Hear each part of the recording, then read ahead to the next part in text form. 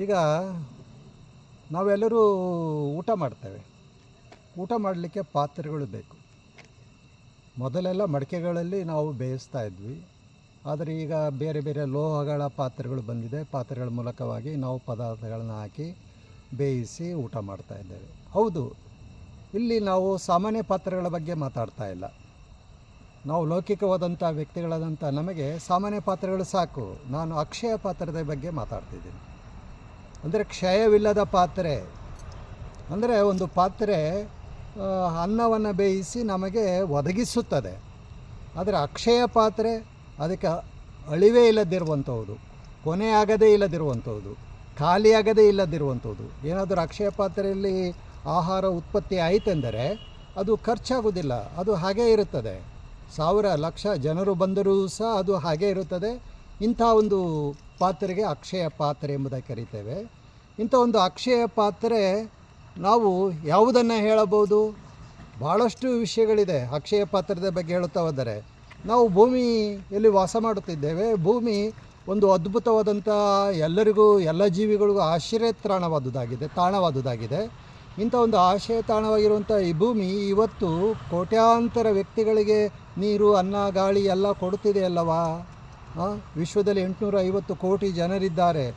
ಆ ಮನುಷ್ಯರು ಅದು ಬಿಟ್ಟು ಜೀವಜಂತುಗಳ ಲೆಕ್ಕ ಇಟ್ಕೊಂಡರೆ ಎಷ್ಟಾಗುತ್ತದೆ? ಟ್ರಿಲಿಯನ್, ಕೋಟಿ ಕೋಟಿ ಕೋಟಿ ಕೋಟಿ, ಸಾವಿರಾರು ಕೋಟಿ, ಲಕ್ಷಾಂತರ ಕೋಟಿ ಜೀವರಾಶಿಗಳಿಗೆ ನೀರು, ಗಾಳಿ, ಆಹಾರ ಎಲ್ಲವನ್ನು ಕೊಡ್ತಾ. ಹಾಗಾಗಿ ಭೂಮಿಯನ್ನು ಅಕ್ಷಯ ಪಾತ್ರೆ ಅಂತ ಅನ್ನಬಹುದಲ್ಲವೇ? ಆದರೆ ಇದರ ಹಿನ್ನೆಲೆಯಲ್ಲಿ ನಾವು ಹಿಂದಕ್ಕೆ ಹೋದರೆ ಮಹಾಭಾರತದ ಕಾಲದಲ್ಲಿ ಆಗ ಕೌರವರು ಪಾಂಡವರ ನಡುವೆ ಏನು ನಡೆಯಿತು ಘಟನೆ, ಆಸ್ತಿಪಾಸ್ತಿಯ ಬಗ್ಗೆ, ಹಂಚಿಕೆಯ ಬಗ್ಗೆ. ಹಾಗಾಗಿ ಈ ಕೌರವರು ಮೋಸದಿಂದ ಪಗಡೆಯಾಟನ ಆಡಿ ಈ ಪಾಂಡವರನ್ನು ವನವಾಸಕ್ಕೆ ಕಳಿಸಿದರಲ್ಲ. ಆಗ ಪಾಂಡವರಾದಂಥವರೆಲ್ಲರೂ ಸಹ ವನವಾಸಕ್ಕೆ ಹೊರಡುತ್ತಿರಬೇಕಾದರೆ ಹಸ್ತಿನಾಪುರದ ಎಲ್ಲ ಪುರಜನರು ಅವರ ಹಿಂದೆ ಬಂದರು, ನಾವು ನಿಮ್ಮ ಜೊತೆಗೆ ಬರುತ್ತೆ ಎಂಬುದಾಗಿ. ಕಾಡೊಳಗೆ ಎಲ್ಲರೂ ಬಂದರು. ಆಗ ಧರ್ಮರಾಯ ಯೋಚನೆ ಮಾಡಿದ, ನೀವೆಲ್ಲ ಯಾಕೆ ಬರುತ್ತೀರಾ? ನಿಮ್ಮನ್ನೆಲ್ಲ ಸಲಹೆ ನಮ್ಮಿಂದ ಆಗುತ್ತದೆಯೇ?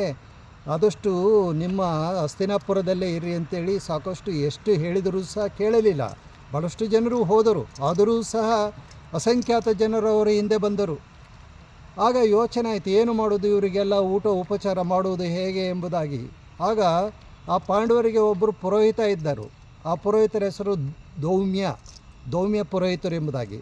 ಆಗ ಅವರು ಈ ಧರ್ಮರಾಯನಿಗೆ ಹೇಳಿದರು, ಧರ್ಮರಾಯ, ಒಂದು ಕೆಲಸ ಮಾಡು, ನೀನು ಸೂರ್ಯ ಉಪಾಸನೆ ಮಾಡು ಅಂತ ಸಲಹೆ ಕೊಟ್ಟರು. ಆಗ ದುರ್ಯೋಧನ ಅಂತೀನಿ ನಾನು, ಧರ್ಮರಾಯ ಭಾಳ ಪ್ರಮುಖವಾಗಿ ಉಪವಾಸವಿದ್ದು ಸೂರ್ಯೋಪಾಸನ ಶ್ರದ್ಧೆಯಿಂದ ಮಾಡಿದ.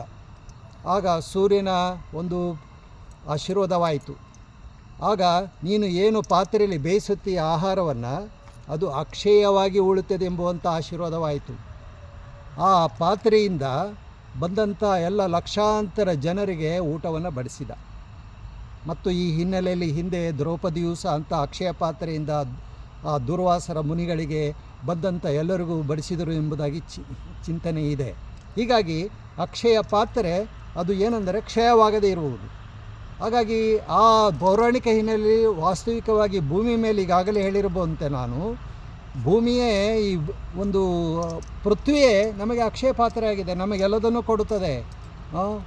ಬೆಳ್ಳಿ, ಬಂಗಾರ, ವಜ್ರ, ವೈಡೂರ್ಯ, ನವರತ್ನಗಳು, ನಮಗೆ ಬೇಕಾದಂಥ ಹಣ್ಣು ಹಂಪಲು, ತರಕಾರಿ, ಜಲ, ಗಾಳಿ, ನೀರು ಎಲ್ಲವನ್ನೂ ಕೊಡುತ್ತದೆ. ಹಾಗೆ ಇಂಥ ಒಂದು ಅಕ್ಷಯ ಪಾತ್ರೆಯಾಗಿರುವಂಥ ಈ ಒಂದು ಪೃಥ್ವಿಯನ್ನು ನಾವು ಹಾಳು ಮಾಡಿಕೊಳ್ಳಬಾರದು.